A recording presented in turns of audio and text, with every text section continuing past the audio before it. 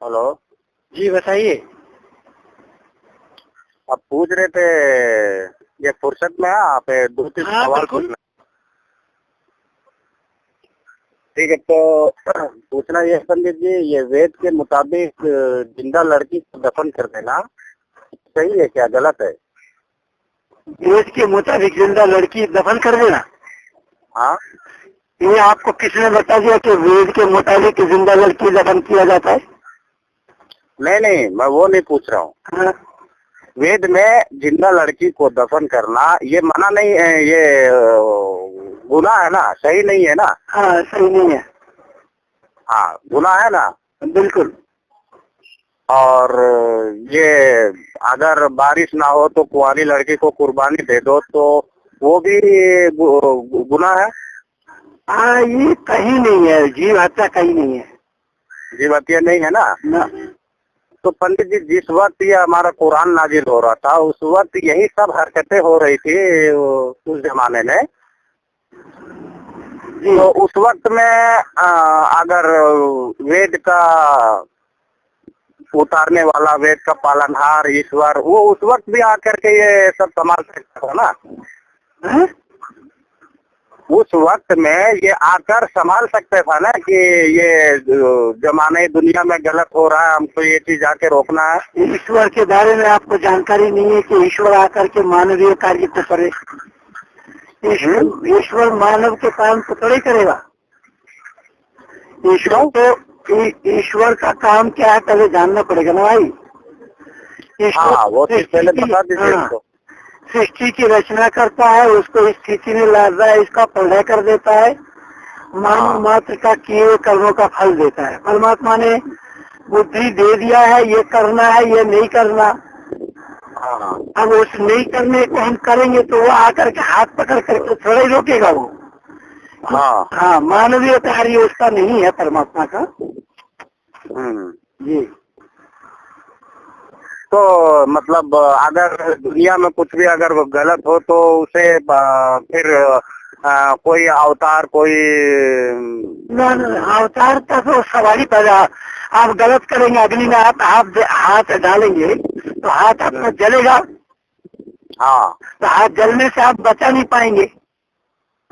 तो गलत करेंगे उसके लिए सजा भुगतना है। आपका कुरान भी तो कह रहा है इस बात को। माँ हसाबा कमिन हसनतिन फमिन अल्लाह व माँ हसाबा कमिन सय्यातिन फमिन नफ्सिक व अरसलनाका लिन्नास रसूलन व कफा बिल्लाहि शहीदा। सूरह निसा में बताया अल्लाह ने, क्या इंसान तुझे जो कोई खुशहाली पेश आती है वो मज़ा अल्लाह की तरफ से है, जो बदहाली पेश आती है वो तेरे काम के सबब है। तो काम की सबब है, तो काम आप गलत काम हम करेंगे तो हमें भुगतना पड़ेगा। तो अगर हम गलत काम करेंगे तो फिर ये वेद और कुरान आया क्यों? हमें तो ये भुगतना भुगतेंगे ना। कुरान क्यों आया ये मैं नहीं जानता, कुरान ईश्वरीय ज्ञान नहीं है। तो फिर वेद क्यों आया? हम तो जो गलत करें वो वेद को भी नहीं आना चाहिए तालीमात के लिए? वेद को इसलिए आना चाहिए कि गलत कौन बताएगा आपको, सही और गलत बताएगा कौन? तो फिर वही गलत हो रहा था, इसके लिए सही गलत बताने के लिए कुरान आया ना पंडित जी। नहीं, कुरान आने की आवश्यकता है या नहीं है उसको देखना पड़ेगा ना पहले। तो कुरान, आप हमको एक बात बताइए, क्या 4000 बरस हो गए ना वेद को? वेद मुकद्दस को 4000 बरस हो गए। 4000 हुए? 4000 नहीं, 2 अरब वर्ष। जब से सृष्टि बनी है तब से है। जब से सृष्टि बनी है तब से है। तो उस वक्त में मतलब कितना आदमी थे, कितना लोग थे, कितना इंसान थे जो ये हिदायत के लिए वेद को उतारा गया? क्यों उतारा गया? क्या इसलिए लोग बढ़ जाने के बाद ही कुरान को हिदायत के लिए उतारा जाएगा? हाँ, लोग बढ़ जाने से तभी कुरान को हिदायत के लिए उतारा जाएगा? नहीं, मैं वो नहीं बोल रहा हूँ। मैं बोल रहा हूँ कि जिस वक्त में वेद नाजिल हुआ, वेद आया, उस वक्त में कितने लोग थे, कितने लोगों को हिदायत के लिए उतरा था वेद? अनेक लोग थे, असंख्य लोग थे। हाँ, असंख्य लोग थे, असंख्य। अच्छा अच्छा, तो फिर उस ये जमाने को बने हुए सिर्फ 2 ही अरब बरस हो रहे हैं, ज्यादा है? ये सृष्टि जो बनी है, ये सृष्टि के 2 अरब वर्ष हो रहे हैं। ये सृष्टि हाँ। पहले भी सृष्टि थी। तो उससे पहले जो सृष्टि थी वो सारे इंसान सही थे? सही और गलत तो सब जमाने में होंगे। नहीं पंडित जी, आप वेद के मुताबिक हमको बताइए। वेद के मुताबिक ही बता रहे हैं। हाँ, अगर वेद को 2 अरब बरस हो गया तो 2 अरब बरस का मतलब है कि हर इंसान जिस तरह से हम तालीम मिलता है माँ बाप से या मदरसे से, स्कूल से, कॉलेज से, और उसके मुताबिक अगर हम ना चले तो मास्टर का कोई गलती नहीं है। हाँ, मास्टर का कोई गलती नहीं है इसमें। हाँ, तो सिखा दिया, हमको चलना हमारा दायित्व है। तो ये उससे पहले जो जमाना था वो वेद में सही बता रहा है। जो वेद का आने से पहले जो जमाना था, सृष्टि थी, उस सृष्टि के बारे में वेद सही बता रहा है या नहीं बता रहा है? क्योंकि हमारा कुरान तो पीछे 5000 बरस का बात सही बता रहा है या गलत बता रहा है? कुरान क्या बता रहा है? अगर मूसा अलैहिस्सलाम है, नूह अलैहिस्सलाम है, जो वो जितने भी मशहूर पैगंबर का जिक्र किया गया है, कमोबेश 25 पैगंबर का, तो उनका हालात तो में बयान किया। उनका हालात ऐसा है। आपका क्या नाम बताया आपने? अब्दुल सत्तार। अब्दुल सत्तार साहब, आपको कुरान के बारे में जानकारी नहीं है। आप 25 पैगंबर, मैं पढ़ा लिखा इंसान नहीं हूँ पंडित जी, मैं एक जाहिल हूँ। भाई मेरा, पढ़ा लिखा इंसान आप नहीं है। पढ़े लिखा आदमी को भेजिए, पढ़े लिखा आदमी से बात करिए ना।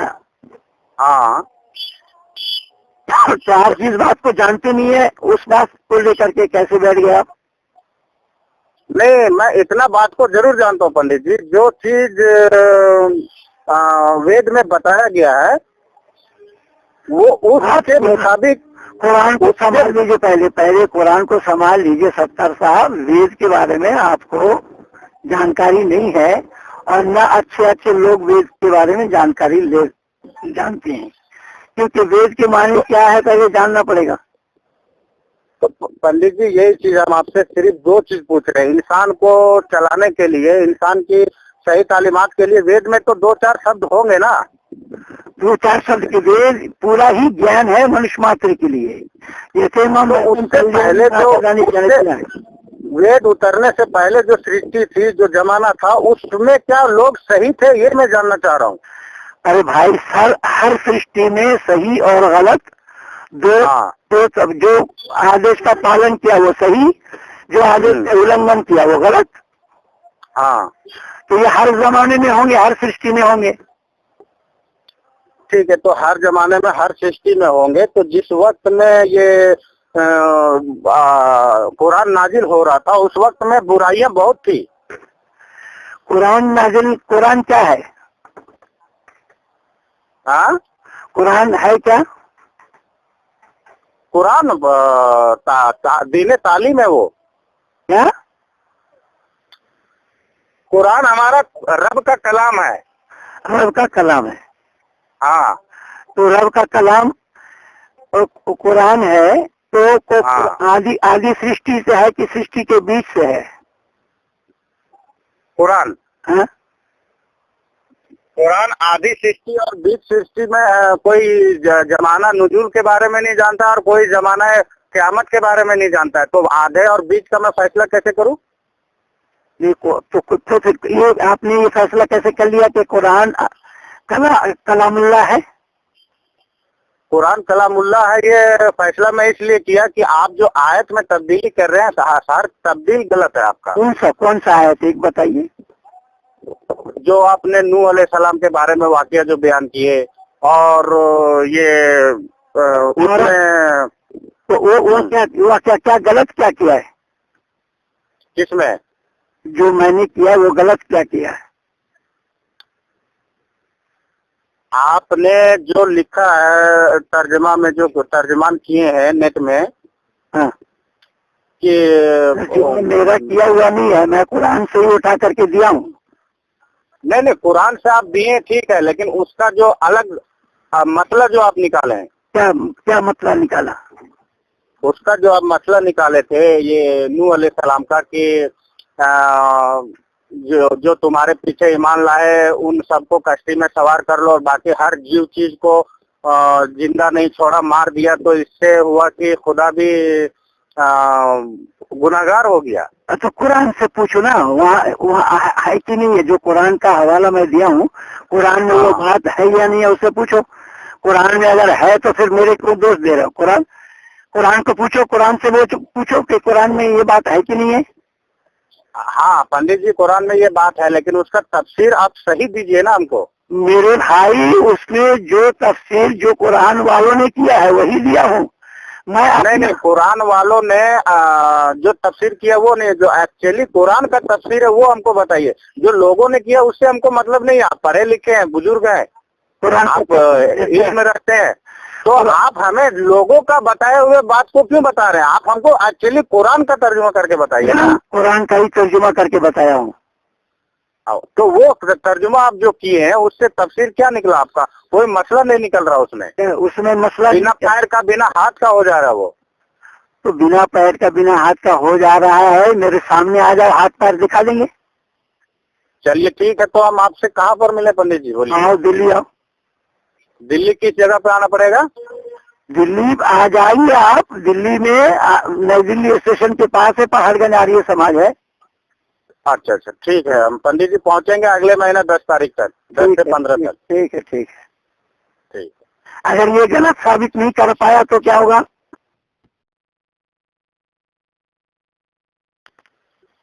आर्य का मीनिंग है श्रेष्ठ। अच्छा, इसका पूरा तफसीर क्या है? जो गुण कर्म स्वभाव से श्रेष्ठ है वो आर्य कहलाते हैं। लेकिन आपने एक दूसरे वेबसाइट में बोले थे कि आर्य वो होता है जो भगवान का पुत्र होता है। हाँ, आर्य नाम ईश्वर पुत्र है। हाँ, ईश्वर का पुत्र है। हाँ, तो पुत्र वही होगा ना जो पिता के गुणों को धारण करेगा। तो ये इसका मतलब, आपका कहने का मतलब ये है कि भगवान का भी बेटा है, बेटी है? बिल्कुल बिल्कुल। तो भगवान का बेटा और बेटी है तो इससे जाहिर होता है कि भगवान से हर मनुष्य पैदा हुआ। हाँ, तो सारे भगवान का बेटा हो गए। ये सब जानने के लिए इस्लाम के पास भेजा नहीं है। इस्लाम नहीं जानता है, इसीलिए इस्लाम को पिता किसको कहा जाता है? पालने वाले को। पाला यति का पिता। धरती को माँ इसलिए कहा जाता है कि सूर्य के किरण धरती पर पड़े और धरती से ही जन्म लिए, इसलिए माँ कहा जाता है। पर इस्लाम ने तो मना किया है। इस्लाम जानता ही नहीं है कि माँ का परिभाषा क्या है, पिता का परिभाषा क्या है। तो जो धरती पे जो सूर्य का जो रोशनी पड़ता है वो और जमीन से पैदा होता है कोई भी जानदार चीज जी, तो इस हिसाब से फिर भगवान तो हट गए ना, क्योंकि पैदा तो रोशनी से हो रहा है। अरे वो रोशनी किसका है? अब वो रोशनी सूरज का बता रहे हैं आप। सूरज किसने बनाया? तो यही चीज आपसे मैं जानना चाहता हूँ ना। उसमें सृष्टि विज्ञान के ऊपर मेरा वो वीडियो लगे हैं, उसको सुन लीजिए। उसी यूट्यूब में जाएंगे, सब सुने आप। अच्छा, ठीक है। मैं और कुछ सोच के फिर फोन करता हूँ। हाँ बिल्कुल फोन कीजिए, लेकिन मैं ये बता रहा हूँ कि अगर आपने जो वो बताया कि सूरह नूह का जो आयत मैं दिया हूँ वो गलत है, और अगर आप गलत सिद्ध नहीं कर पाए तो क्या होगा? हाँ, मैं अगर गलत सिद्ध नहीं कर पाया तो एक्चुअली जो आपने सही किया होगा वो सही होगा। नहीं, वो तो ठीक है। मैं गलत किया ही नहीं तो सही होगा क्या? मतलब मैं सही किया हुआ हूँ। आप अगर गलत इसको बता रहे हैं, आप गलत सिद्ध नहीं कर पाए, प्रमाणित नहीं कर पाए, तो आप क्या मेरे दिन को कबूल करेंगे? पंडित जी, मैं आपसे पहले सवाल कर चुका हूँ, मैं पढ़ा लिखा नहीं हूँ। तो मैं आपसे एक दिमागी सवाल कर रहा हूँ कि जिस वक्त में कुरान नाजिल हुआ उस वक्त में बहुत सारा बुराइयां थी। ऐसा है, वो कुरान नाजिल हुआ नहीं हुआ वो क्या है वो सब आप खुद नहीं जान रहे हैं इस्लाम को। आप खुद क्यों नहीं जान रहे हैं हम? अरे भाई, आप जब खुद कह रहे हैं कि मैं नहीं जानता हूँ, मैं जाहिल हूँ, तो पहले तो आदमी जब जाहिल हूँ आप खुद कह रहे हैं तो जाहिलों से क्या बात करना है? तो जाहिल का मतलब ये नहीं है कि मैं दीन से जाहिल हूँ। आप दीन की बात कीजिए ना, आप पढ़े लिखे के ऊपर मत जाइए। एक मिनट, जब दीन किसको पढ़ा लिखा किसको बोला गया? पढ़ाई कई तरह का होता है पंडित जी। एक पढ़ाई होता है वेद का, एक पढ़ाई होता है गीता का, तो सबका भाषा अलग है, तौरात का अलग है, अरबी भाषा अलग है, तो वो पढ़ाई का आपको छोड़िए, दीन की ज्ञान। अरे यार मेरी बात सुन लो भैया थोड़ी सी पहले। अब दीन की पढ़ाई करेंगे तब भी अलिफ बे ते से जीन हे खे दाल दाल रे रे सिंह सिंह पढ़ना पड़ेगा ना। हाँ, तो पढ़ना क्या हुआ? जाहिलपना हुआ या इल्म वाला हुआ? मैं आपसे पूछ रहा हूँ, ये जो मैं इल्मी ज्ञान एक अलग बात है, दीन का ज्ञान अलग बात है, पढ़ना लिखना एक अलग बात है। अरे भाई दीन का ज्ञान रखोगे तभी तो अलिफ बे पढ़ना पड़ेगा। ऐसा थोड़ी है, हम आपसे भी सुन के ज्ञान रख सकते हैं, हमको पढ़ना नहीं आता है। नहीं पढ़े भी नहीं, यही तो है परेशानी कि इस्लाम में पढ़ने लिखने से भी दिमाग से काम ले लेना है, क्योंकि इस्लाम अंदर दिमाग बाहर। इस्लाम में दिमाग से काम लेना नहीं है। ज़ालिकल किताब ला रही बफी है, कोई शक व शुबा की गुंजाइश इस किताब के अंदर। तो ऐसा है, जो जानकार आदमी है उसको लाइए सामने, जानकार आदमी से बात करने से तो थोड़ा मजा आता है। इसीलिए वज़िद कुल्ल इम्राइन मा कान यजहलहु वल जाहिलून लिअहलिल इल्म आज़ाऊ, कि जिद करते हुए लोग जो नावाकिफ होते, इसलिए आलिम आदमी का दुश्मन है जाहिल। तो इसीलिए आलिम आदमी का दुश्मन जाहिल है।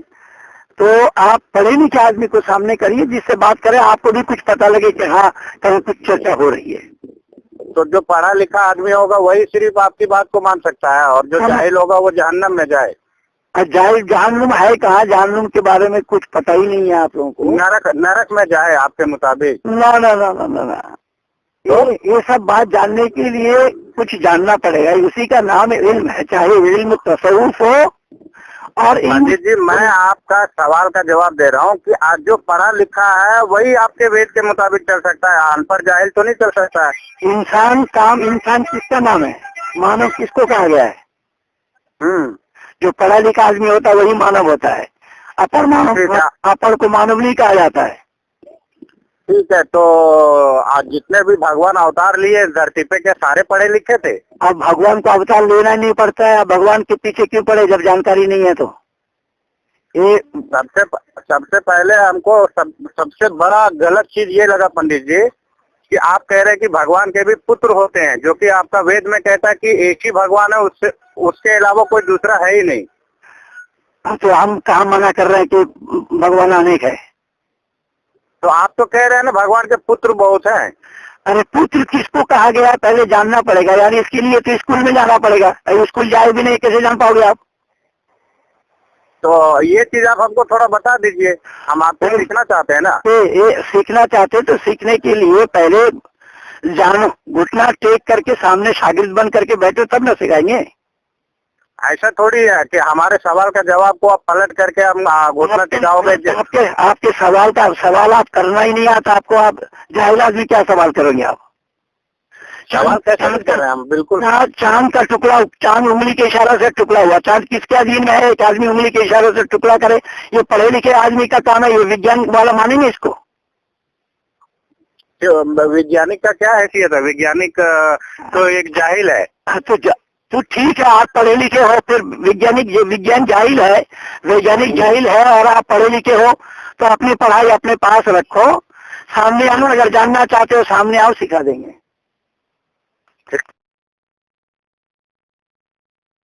यूट्यूब में सुने थे, आपने कहा है कि आप पहले मुसलमान थे, तो इस्लाम में कौन सी खामी नजर आई आपको जो फिर छोड़ दिए? एक अच्छाई बोलिए।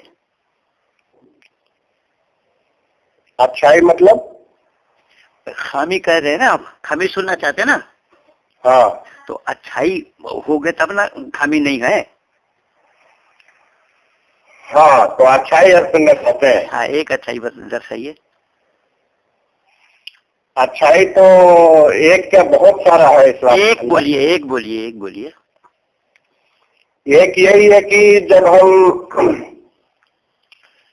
दुनिया के किसी बादशाह से सामने जाके बात नहीं कर सकते हैं, बस इबादत की जब पारी आती है तो हम सामने खड़े होकर भी कर सकते हैं। और सामने खड़े होंगे, जो शक्ल सूरत वाला होगा तभी तो सामने खड़े होंगे, उससे पहले सामने खड़ा होता। अभी इबादत में क्या है, इबादत में अल्लाह कम है, मोहम्मद ज्यादा है। क्या चीज में इबादत में अल्लाह मोहम्मद ज्यादा और अल्लाह कम? वहाँ तो वो अजान से लेकर के पूरी नमाज में कितना बार मोहम्मद, वो क्या है ये, अल्लाहुम्मा रब्ब हाज़िही दअवति त्ताम्मा वस्सलातिल क़ाइमति आति मुहम्मदिल वसीला वल फज़ीला वद्दरजतर रफ़ीआ वबअसहु मक़ामन महमूदन लज़ी वअदतह वरज़ुक़ना शफ़ाअतहु इन्नका ला तुख़लिफ़ुल मिआद। क्या बोला इसमें, जानते हैं आप? हाँ बोलिए। क्या बोला बताइए। तर्जुमा आप बताइए, हमको सारा तर्जुमा मालूम नहीं है। ये सबसे बड़ी कमी आप लोगों में यही है, ये जानते नहीं है पर जानकारी दुनिया को देना चाहते हैं। अभी इस्लाम जो आप हो रहे हैं, आप इसमें आप ही नहीं तो पूछा ना, तो आप इसको ये अजान के बाद ये दुआ पढ़ी जाती कि नहीं जाती वो भी हम आपको दुआ भी मालूम नहीं। अब क्या उसका अर्थ है, क्या बोला गया वो भी मालूम नहीं, लेकिन इस्लाम आपको मालूम है। इसलिए मजहब अंदर है, बुद्धि बाहर है, समझ रहे हैं ना। तो ये आप जो दुआ पढ़े हैं, ये दुआ पढ़ने के लिए किसने हुक्म दिया गया है? किसने दिया हुक्म? किसने दिया हुक्म? किसमें है ये करने का? किसमें है? अजान के बाद कौन सी दुआ पढ़ी जाती है उसमें देखिए। हम क्यों देखें उसमें पंडित जी? आप खामी निकाल रहे हैं, तो आप बताइए। वही तो मैं बोल रहा हूँ। अरे ऐसा है, इस्लाम को जानो, पहले किसी जानकार आदमी को लाओ सामने तक बात करो। हम तो सामने ही है, जानकारी है, मुझे जान रखा है। आप तो मानव समाज की बात कर रहे हैं ना, इस्लाम की छोड़िए। भाई मेरा, मैं जो बोला हूँ ये अजान के बाद पढ़ी जाने वाली दुआ है। अजान के बाद पढ़ी जाने वाली दुआ है, लेकिन किसमें है? बुखारी से साबित है, कुरान से साबित है। तालिबुल इस्लाम में देखिए, नमाज शिक्षा में देखिए, तहजीब नमाज में देखिए। हम नहीं देखेंगे वो चीज को, हम नहीं मानते। हम नहीं मानते ना। ऐसा है, वो सामने आकर के बात करिए तो बात बनेगी। और आपने कहा था 2-3 सवाल रखे थे, तो उसका जवाब दिए नहीं हमको। क्या आपसे पूछे थे कि ये जिंदा लड़की को दफन करना वेद के मुताबिक सही है गलत है, आपने उसका जवाब नहीं दिया। हमारे यहाँ दफनाने के लिए कोई प्रावधान ही नहीं है, जिंदा लड़की हो या मुर्दा लड़की हो। जब नहीं है तो क्यों उस टाइम में क्यों किया जा रहा था? क्यों जो करते उससे पूछिए। तो फिर इसका मतलब आपका धर्म ही कोई नहीं है। अब हमारे क्या धर्म है नहीं है वो आप क्या जानेंगे, कैसे जानेंगे? क्यों नहीं जानेंगे? जब ये सब बुराइयां थी तो कोई आपका धर्म वाला आना चाहिए, बताना चाहिए। भाई मेरा, धर्म अलग अलग नहीं होता, आपका हमारा अलग उनका अलग नहीं होता। धर्म मनुष्य मात्र के लिए एक होता है। तो एक कौन सा है? एक सही कौन सा है?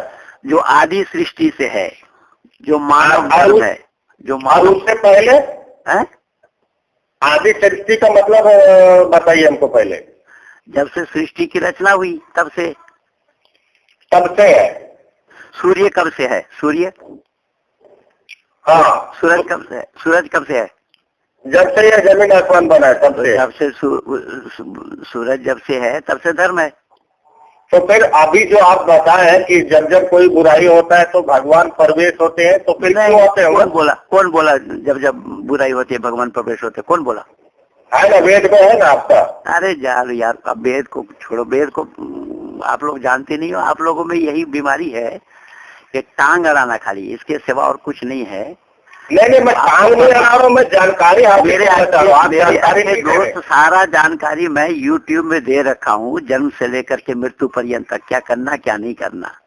कुछ भी YouTube में नहीं, 4-5 बातें YouTube में आपका आ रहा है, सिर्फ 4-5 ये है।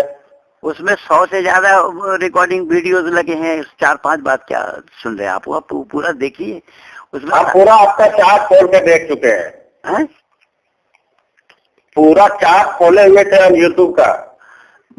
मेरा उसमें 100 से ज्यादा रिकॉर्डिंग है। नहीं है पंडित जी उतना आपका वो रिकॉर्डिंग ज्यादा।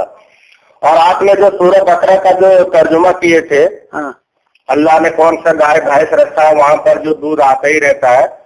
कौन सा? सूरह बकरा का जो तर्जुमा किए थे किसी के सामने, कौन सी आयत का?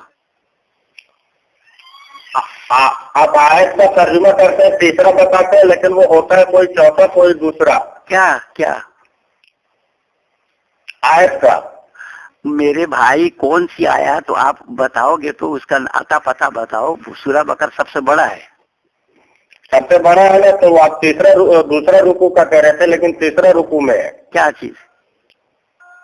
जो आप बता रहे थे कि ये सब ईमान अल्लाह को मानने के लिए जन्नत का साथ दिखाया गया है, और अल्लाह को मानने वालों के लिए ये सब है, बाकी हिंदू के लिए नहीं है। हाँ, तो वहाँ पे तो कहा है जिसने ईमान लाया और नेक अमल किया, उसके लिए ये सब है। हाँ, तो ईमान लाने वाली बात आपने कही नहीं, सिर्फ नेक अमल करने वाली बात आपने कही है। हाँ, तो पहले तो ईमान लाने वाली बात भी आपको कहना चाहिए ना। मैं तो सवाल मेरा वही तो है कि या वहाँ है वबश्शिरिल्लज़ीना आमनू व आमिलुस स्वालिहा अन्ना लहुम जन्नातिन तजरी। अब ईमान लाने पर ही जन्नत में भेजे जाएंगे, बाकी दुनिया में कोई भी अच्छा काम करे उसके लिए जन्नत नहीं है। यही तो मेरा सवाल है वहाँ। हाँ, तो फिर इंसानियत की बात है वहाँ। इंसानियत अल्लाह जानते हैं इंसानियत को। हाँ बिल्कुल जानते हैं, वो बनाया है तो जानते क्यों नहीं। ऐसा है, ये मोबाइल में ये सब बात होना संभव नहीं है। अगर आप डिबेट करना चाहते हैं तो बिल्कुल स्वागत है आपका। आप आइए, मंच खुले हैं। ठीक है, आप किस जगह पे बोला था, हमको एड्रेस पूरा दे दीजिए। आपको मैं बताया ना, आर्य समाज, आर्य नगर, पहाड़गंज, बिल्कुल नई दिल्ली स्टेशन के पास है। 2-5 मिनट का नहीं रास्ता है। अच्छा ठीक है, हम लेकिन ऐसा नहीं है कि जो सवाल हम आपको फोन पर पूछे उसका आप जवाब ना दे। नहीं, आप अपना पूरा सवाल लिख करके लीजिए। वहाँ जो सवाल आपको करना है वो करिए, वो लिख करके लाइए। आप सामने आइए तो फिर सवाल जवाब बैठ करके। ये सब मोबाइल पे कहाँ, बेंगलोर कहाँ, दिल्ली, ये मोबाइल पे संभव है क्या ये? सूरह बकरा में 3 एक ईमान वालों के लिए अलग किया गया है, बाकी नाम मानने वालों के लिए अलग किया गया है। आप खाली सूरह बकर बोल रहे हैं, आप उसको ना पढ़ना जानते हैं ना उसको मतलब समझते हैं। क्यों नहीं, हम आप बोलिए तो पढ़ के सुना देंगे आपको। आप आइए, सामने आकर के बैठ करके बात करेंगे तो सही और सच्चा रास्ता तो एक ही होगा ना भाई। हाँ एक ही होगा, लेकिन एक बात है मेरे पंडित जी, हम आपके पास आएंगे, डिबेट करेंगे जरूर। हाँ, लेकिन जो कुरान में कहा है, हाँ, कि अगर तुम्हें इस आयत में शक हो जो हमने अपने बदले की तरफ भेजा है, हाँ, तो इस जैसी एक सूरत ले आओ। वो सूरत आपको लाना पड़ेगा।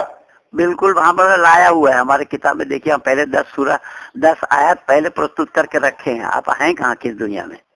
तो वो उस चीज का माना पूरा खुलासा होना चाहिए। आप आइए। और ये जो आप बता रहे हैं कि हमने 10 सूरतें, भाई हाथी घोड़ा तो डूब गए, अब भेड़ बता रहे कितना पानी हम देखें। ठीक है, लेकिन आपको इसका अंदाजा नहीं है कि पहले के सृष्टि में कितने बड़े हुआ करते थे। कितना हमको क्या अंदाजा है नहीं है, वो आप कैसे जानेंगे? हाँ, तो ये आप 2 सवाल का जो मेरा बैकग्राउंड में जो सवाल था उसका जवाब अभी मिला नहीं है। कौन सा सवाल आप किए? वही जो लड़की को मारना और कुर्बानी। वेद में ना कहीं है और ना हमारे सत्य सनातन वैदिक धर्म में ये प्रावधान है। अरे होगा कहाँ से, हुआ है बाद में। और वेद का बता रहे, जब से दुनिया बना है तब से है वेद हमारा, तो वो हो उसको मालूम कहाँ होगा कि दुनिया में हो क्या रहा है। तो कौन उसमें कौन क्या कर रहा है? जो फिल्म बनाना इस्लाम में जायज है कि हराम है? हराम है। तो ये आमिर खान और सलमान खान और फारूक खान ये क्या कर रहा है? तो आपको मालूम नहीं है कि कह दिया गया है जिसने ईमान लाया और नेक अमल किया, वो नेक बुरा कर रहा है, तो वो कहाँ से मुसलमान हुआ? वो मुसलमान फिर ये दावेदार क्यों बनते हैं इस्लाम के? क्यों नहीं बनेंगे? तो इसीलिए तो जब कुरान का खिलाफ वर्जी करेंगे फिर दावेदार बनेंगे। उसके लिए कोई गुंजाइश थोड़े, उसमें कोई जगह होगा इस्लाम में? नहीं, कोई जगह नहीं ही नहीं है, मुंह से बोलने से थोड़ी होता है। ठीक वैसा ही जैसा शराब पीना हराम है, हाँ, और शराब पीते हैं लोग, तो उसके खिलाफ करेगा तो काम भुगतेगा वो। हाँ, तो ऐसा ही है, वेद के अनुसार जो चलेगा उसके एवज में उसको मिलेगा, और उसके खिलाफ चलेगा तो उसको भुगतना पड़ेगा। वो तो सब जगह है। तो मिलेगा कहाँ? आप तो बता रहे दुनिया में ही जन्नत और जहन्नम है। भाई मेरा, दुनिया में ही जन्नत और जन्नम जन्नत और जहन्नुम का ये नहीं, वो जहाँ वहाँ पर हूर और गिल्मा है, वहाँ पर लौंडेबाजी होंगे, जहाँ पर इकलामबाजी किए जाएंगे, उसको जन्नत थोड़ी कहा जाएगा। मखाना क्या है फिर? तो आप कह रहे दुनिया में ही है, तो आप हमको बताइए जो छोटे बच्चे पैदा होते ही मर जाते हैं उसके लिए क्या था दुनिया में? है? जो पैदा होते ही बच्चे मर जाते हैं फिर उसका क्या होगा दुनिया में? उसके दुनिया में क्या होगा? उसका उतना ही, उसका कर्म ही उतना ही था। माँ के उदर में भी तो मर जाते हैं। जब यहाँ अल्लाह ने बोला है वमा खलक़तुल जिन्न वल इंसा इल्ला लियअबुदून, कि मैंने जिन और इंसान को बनाया इबादत के लिए, और जो बच्चा मर गया उसकी इबादत कब होगी? उसकी इबादत माफ हुई। क्यों है? उसकी इबादत माफ हुई। कैसे माफ हो जाएगी? उसने बनाया इबादत के लिए ही है, तो उसको फिर बनाया क्यों? जब अल्लाह अलीमुल गैब है, वो क़यामत तक की बातों को जानता है, और जब से दुनिया बना है तब से जानता है। भाई मेरा ऐसा है, मैं कह रहा हूँ तो उसको मालूम है कि बच्चा पैदा होने वाला ये मेरे ही होगा या किसी और का होगा। वो अपना निशानी खोल खोल करके बताता है। किसी खून और गोबर से निकाल के सफेद दूध हमको पिलाता है। और भाई मेरा ऐसा है, वो माँ के शिकम में दूध देने वाला अल्लाह नहीं है। कल का परसों का मेरा लेख पढ़ लीजिए कि अल्लाह ने दुनिया नहीं बनाई, दुनिया बनाने वाला अल्लाह नहीं है। अल्लाह जानता ही नहीं है दुनिया बनता कैसे है। तो फिर आप किससे साबित दे रहे, दलील किससे दे रहे? बनाने वाला कौन है? बनाने वाले का नाम परमात्मा है, जिसने सूरज और चांद, पृथ्वी, धरती, नक्षत्र सब बनाया, वो है परमात्मा, अल्लाह नहीं। अल्लाह तो मुसलमानों के हाथ में काफिरों को खत्म करवाना चाहते हैं, तो अल्लाह उन काफिरों को क्यों मुहैया कराएंगे अपने सामान? तो कमाल है। आप पंडित जी, तो फिर ये हिसाब से आपको पूरा इंडिया का जेल बंद करवा देना चाहिए, कानून को हटा देना चाहिए। क्या करना चाहिए क्या नहीं करना चाहिए? नहीं, इंडिया में ऐसे कानून क्यों हो जो चोर को सजा दे? क्या, किसको? आपके मुताबिक किसको सजा दे? चोर को, गुनहगार को, बलात्कारियों को और हरामखोरियों को क्यों सजा देगा इंडिया वाला? इंडिया वाला क्यों? आपको अरब वाला नहीं देता? इंडिया वाला ही क्यों देगा? अरब वाला नहीं देता? तो वही तो हम कह रहे हैं, जो गुनाहगार है उसके लिए तो सजा है। आप कह रहे हैं अल्लाह जानते ही नहीं। मैं ये कह रहा हूँ कि अल्लाह दुनिया बनाने वाला नहीं है। जब अल्लाह ने मुसलमानों को कहा कि तुम 20 मुसलमान 100 काफिरों पर भारी पड़ोगे, तो जिहाद करो उन काफिरों के खिलाफ। तो अल्लाह जब मुसलमानों के हाथ काफिरों को मरवाना चाहते हैं, तो ऐसे काफिरों के लिए अल्लाह कोई अपना सामान क्यों देगा, मुहैया कराएगा क्यों? कैसे कराएगा? जब एक गुनाहगार, समझो कि एक कमीना इंसान जब 100 स्कूल के बच्चों को अपने कब्जे में करता है और उसके हाथ में तरह तरह का औजार होता है, तो वो एक अकेला भारी पड़ता है तो 50 पुलिस वालों के लिए। तो ये तो अल्लाह मुसलमानों को ताकीद कर रहे हैं ना। हेलो, सुन रहा हूँ। हेलो, हाँ जी, हाँ, ये तो अल्लाह मुसलमानों को ताकीद कर रहे हैं ना कि तुम काफिरों के खिलाफ जिहाद करो। तो जो अल्लाह काफिरों के खिलाफ जिहाद करने के लिए मुसलमानों को कह रहे हैं, वो अल्लाह काफिरों को कोई अपना सामान क्यों देगा? कैसे देगा? काफिरों को अपना सामान क्यों देगा? कैसे देगा मतलब? अरे ये सूरज, चांद, धरती, पानी, ये कैसे दे देगा? जब काफिरों को अल्लाह फूटी आंख से देखना नहीं चाहते, मुसलमानों के हाथ मरवाना चाहते हैं, तो ऐसे काफिरों को अल्लाह सूरज, चांद, पानी आदि आदि ये क्यों देगा? कैसे दे देगा? आदि आदि कहाँ बनाया है पंडित जी? यही चीज आपका समझ में नहीं आया। क्या समझाना चाहते हैं आप इस बात को जो हमें कह रहे हैं कि ये फिर काफिरों के लिए चांद सूरज क्यों बना और चांद सूरज का फायदा काफिर क्यों उठा रहे हैं? हाँ, है ना? हाँ। तो ये कुरान का ये कहना है कि हमने इसको सारे आलम के लिए हिदायत बना करके भेजा है। नहीं, सारे आलम के लिए। सुनिए ना, पहले सुन लीजिए मेरा बात को, उसके बाद जहाँ काटना होगा काटिएगा। तो इसमें ये आप जो कह रहे हैं, तो ये जो सूर्य है, चंद्रमा है, हवा चल रहा है, बारिश हो रहा है, तो ये सब जो आपके कहने के मुताबिक अगर ये गलत होता कि काफिरों के लिए नहीं होना चाहिए, तो जो अभी चोर घूम रहे हैं, चमार घूम रहे हैं, बदमाश घूम रहे हैं, काफिर घूम रहे हैं, ये सब के लिए आप सबसे पहले इंडिया का जेल बंद करवाइए। ये सब के लिए सूरज और चांद का हवा ये सब क्यों ले रहे हैं, और फिर सरकार उसको अंदर क्यों कर रहा है? हो गया बोलना। हाँ, अब सुनिए, ऐसा है, अल्लाह ने तो खुद मना किया ना कि उन काफिरों से जिहाद करो, तुम उन काफिरों से लड़ो। तुम 20 मुसलमान हो तो 100 काफिरों पर भारी पड़ोगे।